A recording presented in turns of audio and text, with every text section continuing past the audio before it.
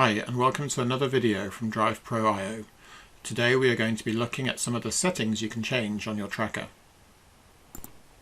First, let's go to the vehicle that we want to update by clicking the Vehicles menu option and selecting the vehicle that we want to change. You can then find the settings under the Tracker tab of the vehicle page. The tab shows some basic information about the tracker, and scrolling down allows us to see the current settings and the options that we can change. The first option allows you to configure the vehicle for 12 or 24 volt systems.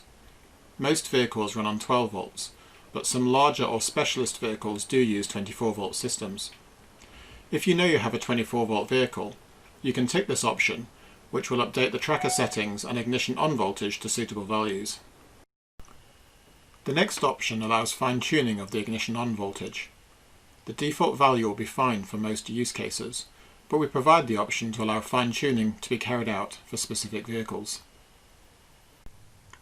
If you have a battery optimizer, trickle charger or solar panel connected, you may find that the tracker records lots of trips even when the vehicle isn't being used.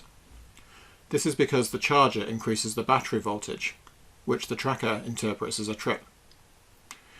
If you untick the option here, the tracker will only record a trip when it detects the vibration of the engine and the movement of the vehicle.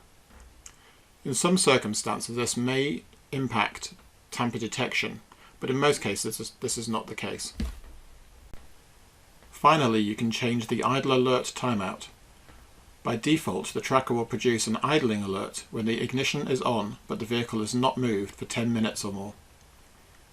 This can be reduced or increased to suit your requirements.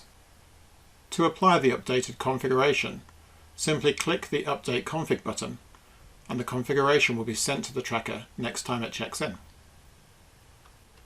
Thank you for watching, and as always, if you have any questions, either drop us an email at the email address on the screen or use the online chat to contact the support team.